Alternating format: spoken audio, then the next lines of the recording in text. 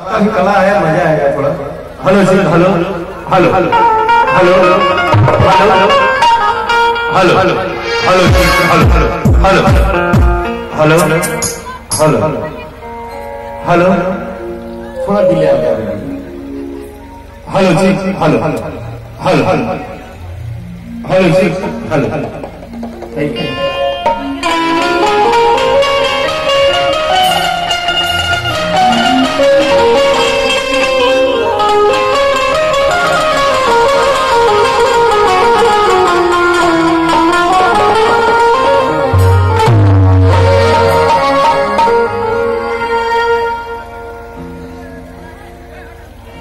सर्वप्रथम आप तमाम चाचा भैया माई बहन जो भी आएगा छतवाली के धरती पे हमने गाई बाड़ी के चंपारण में बेतिया चंपारण एगो अपना आप में अलग नाम है, क्षेत्र बहुत अलग है। और वो धरती के बड़ाई क्या करब जो धरती पूरा विश्व को हिला दे, उस धरती की आप तारीफ क्या करेंगे जिस धरती ने पूरा विश्व को हिला दिया। आज के सबसे भारी पर पूरे भोजपुरी जगत में भारी पर धरती के रावल बेटा विनय बिहारी। मैं ज्यादा क्या बोल सकता हूँ, बट यहां से लेके जहां तक मेरी आवाज जा रही है तमाम चाचा भैया माई बहन जो भी आएगा आप सबके गोल से गोल लगा करिए, वो ताली बजा के अपना आशीर्वाद आप लोग।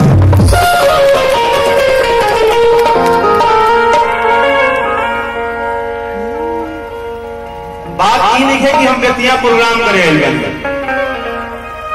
बात की बात कि हम वो जगह पे आई बनी, वो गांव में आई बनी जहां पे कि अपन घर अपन परिवार और ऐसा चाचा कहले कि हमारे बेटा हमारे घर चाचे कहता है। हम लोग के गार्जियन हम लोग के सामने है, ना जाने जब हम लोग 5-7 बरस के थे 10 बरस के थे तब विनय बिहारी ना जाने पूरा विश्व में झंडा गाड़े हुए थे।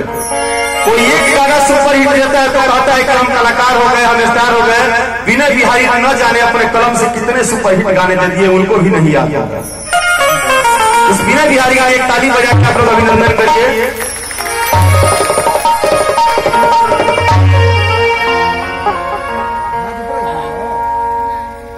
और चाचा को बात तोरा पता नहीं क्या अभी दुनिया में वो इंसान सबसे खुश होला जी अपना रोजी रोटी के दिन, रोजी रोटी हमनी के रोजी रोटी है, रोजी रोटी के दिन ओकरा बीच में रहला जे उनका के बनौले हो।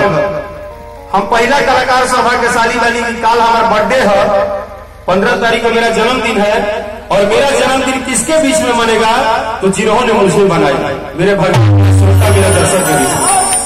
इससे बड़ा सौभाग्य क्या होगा। घरे काल कर रही माई बाबू से मिले रहे, लेकिन हमारा पता रहे कि काल जाए गोरू बाबू जी हो जाए बेतिया में इंतजार करते रहे।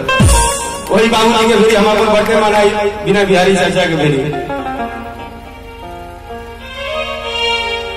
और चाचा आपने एक सौगात तो मुझे दिया, इसके लिए आपको दिल से आभारी मैं हूँ। आपने एक सौगात क्या दिया कि आपने सही बोला था। 2005 में एक लड़का आया था बिना मूछ दाढ़ी का छोटा सा, जब आया था बेतिया में तो उस टाइम पता नहीं बेतिया गजब सा बेतिया दिख रहा था। ये लौरिया विधानसभा जब हम लोग आए थे तो गजब दिख रहा था, लेकिन आज विनय बिहारी ने अपने खून और पसीने और अपने जनता के आशीर्वाद से इसको सोना बना दिया। आज क्षेत्र में जब रोड पर गाड़ी हाई हाई चलत रहे, जब सुबह 4 घंटे में पहुंचनी है तो हमें बुझाई लगी वो हमारे विधायक के साचो काम कैले हुए। विधायक तो ऐसा होना ही चाहिए, बट आप विधायक नहीं है, आप ही एक विधायक है जो यहाँ से मुंबई तक चर्चा है। विधायक के गोल में रहे एडिदास के जूता देखो विधायक चप्पल पहनने बोला, ऐसा विधायक नहीं कि आप घर के विधायक है। आप अपने लिए विधायक है ही नहीं। जो अपने लिए नेता होता है वो ना अच्छा से कपड़ा पहनता है, जो जनता का नेता है तो वो जनता के लिए अच्छा करता है। आप विधायक नहीं है, आप इन सबके दुलारे प्यारे विनय बिहारी हैं, जिस विनय बिहारी ने न जाने कितने लोगों को कितने कलाकारों को भोजपुरी जगत के स्टार बन गए। मैं तो आपका एक छोटा सा टूटा हुआ हूँ, जब तक कहीं से आगे भिड़ जाता हूँ, जुड़ जाता हूँ। बट थैंक यू सो मच और दिल से धन्यवाद मनोज जी और ब्रजेश भाई, आप दोनों ने जो सहयोग और आशीर्वाद प्यार दिया मुझे यहाँ तक लाने में। और आप सभी को मेरे पास तो शब्द नहीं है मैं कितना तारीफ करूं, लेकिन आप सबने जो दुलार दिया है, जो ये व्यवस्था दिया है। चाचा एक और अच्छी बात, इस क्षेत्र में इतना बढ़िया मंच और इतने बढ़िया दर्शक को बैठने के लिए व्यवस्था, इसके लिए आपको दिल से आभार प्रकट करता हूँ। पूरे समिति को थैंक यू सो मच दिल से। और आप सभी कलाकार जो भी हमारे हैं भैया लोग और आप जो भी लोग कलाकार हैं सबको दिल से धन्यवाद। आप सबका सहयोग बना रहे।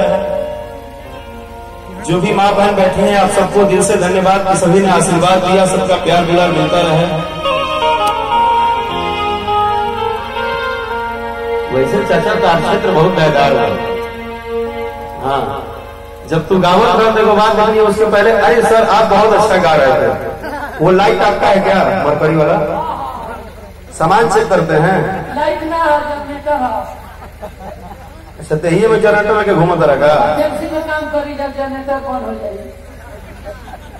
ना उतारिए मत, बैठिए आप, बैठ जाइए। बट आप बहुत अच्छा गा रहे थे और बहुत अच्छा लगा। आपके गाने से ये समझ में आया कि यहाँ की मिट्टी में कलाकार ही कलाकार का। इस मिट्टी में कलाकार सच में कलाकार है, क्योंकि जिसको देखिए वो सुर में है। यहाँ जिसको देखिए वो सुर में है, यानी कि लय लयदारी की बीमारी है पुरान ना जी। बहुत गारंटियां लोग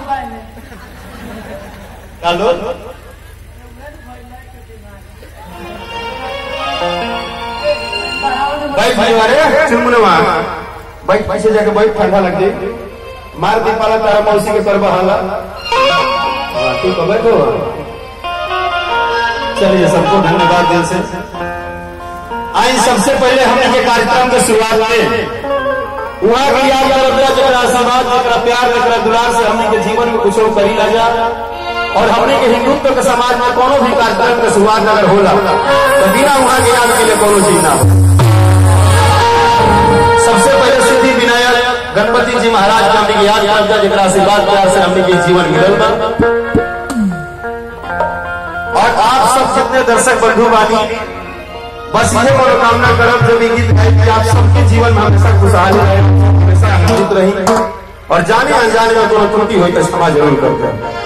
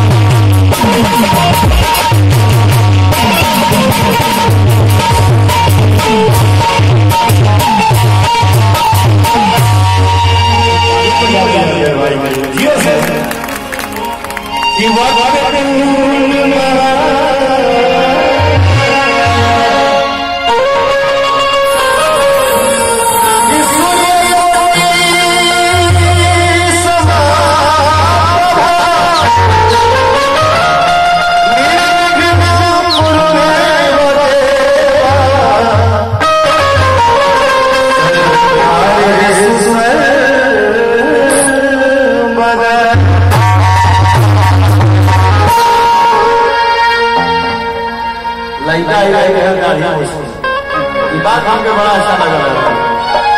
आज बाप बेटा की बात कही होगी स्टेज पे। सबसे पहले तो मैं चाहूंगा कि गणपति जी को कौन कौन दिल से मानता है जरा दोनों हाथ उठा लीजिए। जहां तक मेरी आवाज जा रही है, जो मानता है दिल से वही हाथ उठाएगा, जो नहीं मानता है कोई आप लोग भी उठा लीजिए। माँ बहने चाची जो भी है दोनों हाथ उठा के प्रेम से बोलिए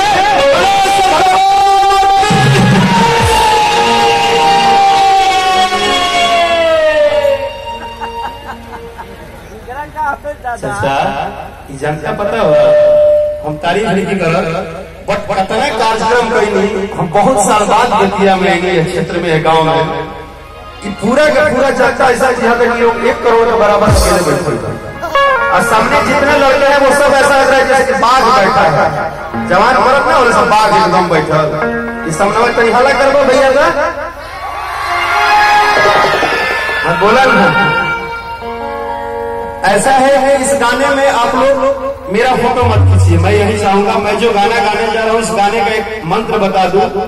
इस भजन में जो भी दिल से ताली बजाएगा और दिल से याद करेगा उनको, मैं वादा करता हूं कि सुबह कह दीजिएगा आपका बिगड़ा काम पक्का बन जाएगा।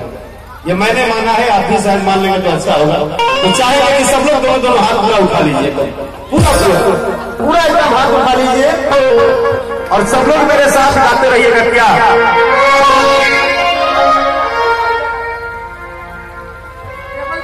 अच्छा ट्रेबल दे दीजिए।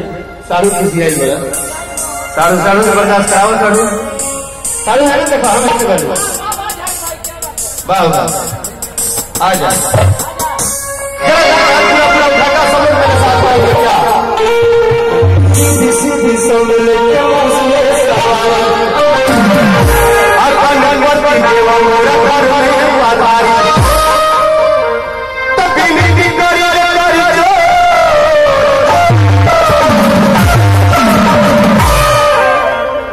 बस ये भाव भाई है बात बदले रहेगा।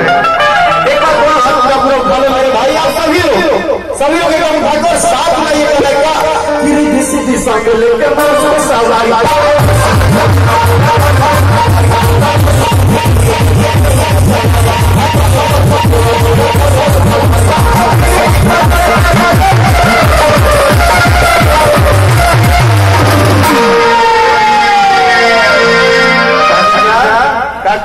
मंच के टच कलाकार होगा यार चाचा कहले अभी हे गणेश भगवान तारा भजन में जो ताली ना बजाओ मगर मोबाइल चोरी हो जाओ।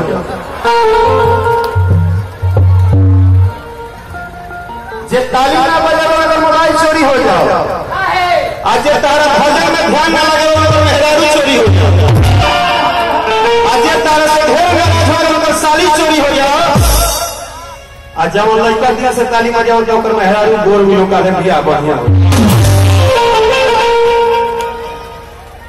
जरा एक बार उठाइएगा तो पूरा पूरा मैं बोलूंगा नहीं कि किसी